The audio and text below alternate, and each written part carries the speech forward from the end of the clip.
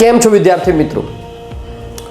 હમણાં લાસ્ટ 8-9 મહિના જોઈએ તો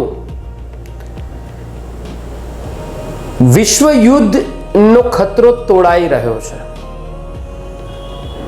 એક દેશમાં યુદ્ધ પૂર્ણ વિરામ થાય છે ત્યારે બીજા દેશમાં યુદ્ધની શરૂઆત થઈ જાય છે.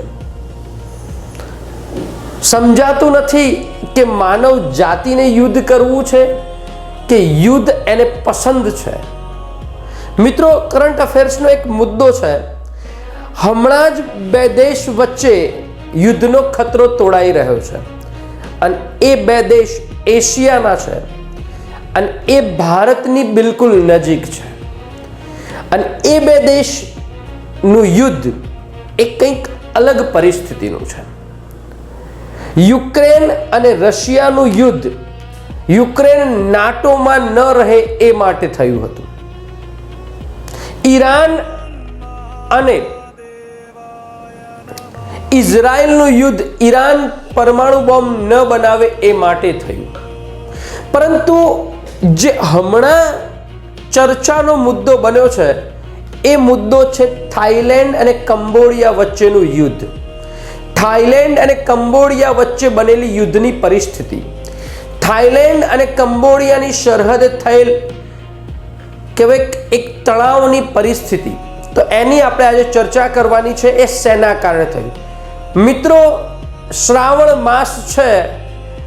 આપ એમ સમજતા હોવ કે ભોળાનાથની ભૂમિ, ભોળાનાથના ભક્તો માત્ર ભારતમાં છે, તો આપ ખોટું સમજી રહ્યા છો.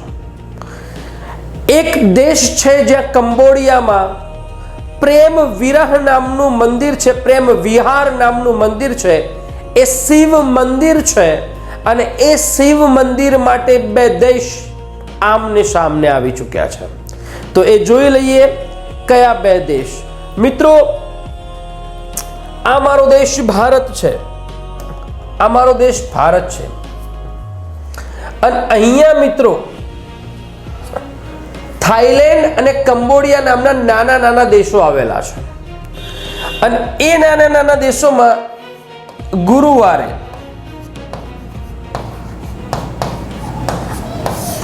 એટલે કે ગઈકાલે જ, એટલે કે 24 તારીખે 24/7/2025 ના રોજ એક બંને દેશના સૈનિકો વચ્ચે ઝડપ થઈ અને એમાં આંકડા પ્રમાણે 12 સૈનિકોના મૃત્યુ થયા. હવે એ દેશને થોડુંક વ્યવસ્થિત રીતે સમજીએ તો આ છે મારો કંબોડિયા, એટલે કે મારો દેશ નહીં તો પણ કંબોડિયા નામનો દેશ. આ છે થાઈલેન્ડ.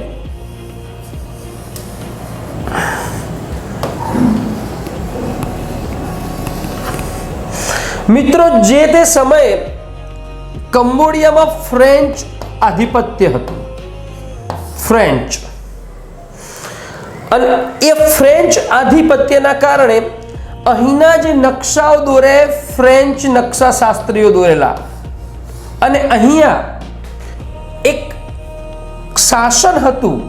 આ પ્રેમ વિહાર મંદિર છે. અહીંયા ડોંગરેક નામનો પર્વત વિસ્તાર છે. આ થોડુંક યાદ રાખજો. ડોંગરેક નામનો પર્વત વિસ્તાર છે. આ મંદિર પ્રેમ વિહાર છે. એવું કહેવાય છે કે 900 વર્ષ જૂનું મંદિર છે. ખમેર નામના રાજાઓએ, એમના વંશજોએ આ મંદિરનું નિર્માણ કરેલું. અને આ મંદિર એ હંમેશ માટે ચર્ચાનો વિષય પણ રહેલું. આ મંદિર કોને મળે એ માટે તો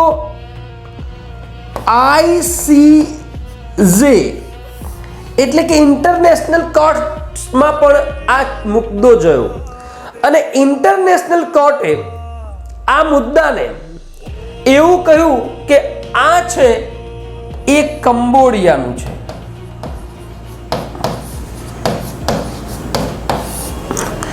જે તે સમયે સિયામ નામના શાસકો હતા. સિયામ ક્યાં? તો થાઈલેન્ડમાં. એ સિયામ નામના શાસકોએ સ્વીકાર પણ કરી લીધો કે ઓકે ચલો, પ્રેમ વિહાર નામનું જે શિવ મંદિર છે એ કંબોડિયામાં છે. પરંતુ પછી જે થાઈ લોકો સ્વીકારવા તૈયાર નહોતા, એ શિવ ભક્તો હતા. અને પછી એક વિરોધની જ્વાળા ફૂટી. 1904 થી લઈ અને 1907 સુધી આ છે મંદિર પ્રેમ વિહાર. 1904 થી લઈ 1907 સુધી જે પણ નકશાઓ દોર્યા હતા, જે પણ નકશાઓને આધીન કોર્ટે ચુકાદો આપ્યો કે પ્રેમ વિહાર નામનું મંદિર એ કંબોડિયાનું છે. અને જે તે સમયે થાઈલેન્ડે આ મુદ્દો સ્વીકારી પણ લીધો હતો, પરંતુ થાઈલેન્ડની પ્રજા, થાઈ પ્રજા એ સ્વીકારવા તૈયાર નહોતી. હવે બને છે એવું કે અત્યારે હાલ તો કંબોડિયા બતાવ્યું છે, પરંતુ અહીં પ્રેમ વિહારથી 95 કિલોમીટર દૂર, અને એ થાઈ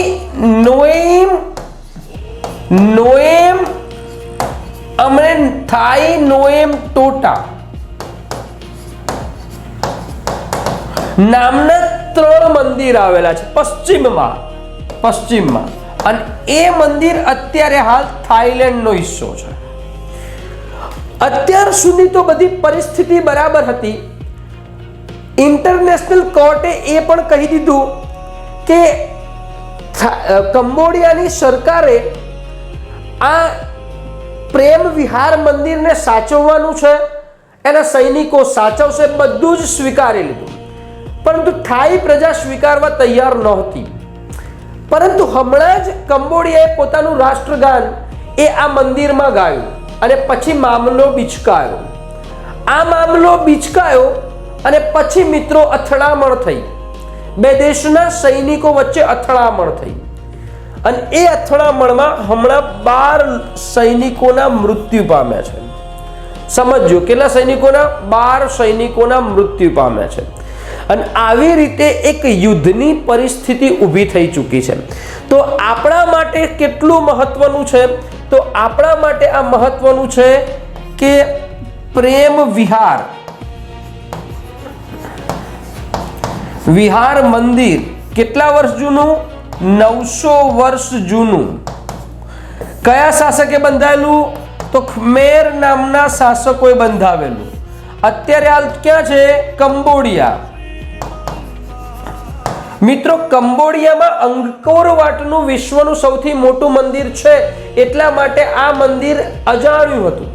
આ મંદિરની ચર્ચા ઓછી થતી હતી, બરાબર ને? અને હમણાં જ કંબોડિયન સરકારના પ્રયાસથી આ મંદિર એને વિશ્વ વિરાસત નો દરજ્જો મળ્યો, અને એ દરજ્જો પણ થાઈલેન્ડને કૂંચ્યો. થાઈલેન્ડને ખોટું લાગ્યું, અને આ મંદિર હંમેશા અહીંયા સૈનિકો બંને રહેતા, આ મંદિર વિવાદનું કારણ જ રહ્યું હતું. હવે જ્યારે કંબોડિયામાં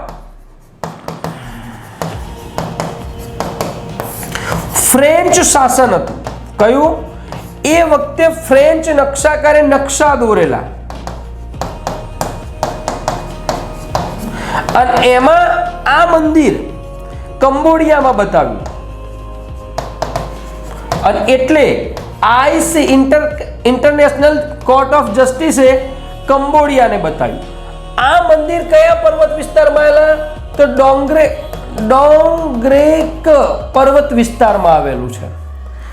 હમણાં જ આના પહેલા થોડુંક ફરીથી વિવાદ થયો તો થાઈલેન્ડ કીધું ભાઈ મંદિર એમનું છે, પણ આ પર્વત વિસ્તાર તો અમારો છે. ફરીથી મિત્રો કોર્ટે ડોંગરેક પર્વત વિસ્તારને પણ એ કંબોડિયાનો ભાગ બતાવ્યો.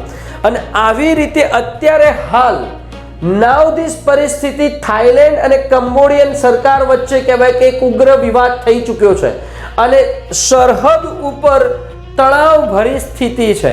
એટલે તમારા મુદ્દામાં મિત્રો મહત્વનો ત્યાં છે, શિવ મંદિર માટે ભારત નહીં પરંતુ થાઈલેન્ડ અને કંબોડિયા લડી રહ્યું છે. તો મળીએ છે નેક્સ્ટ મુદ્દામાં. Bye bye.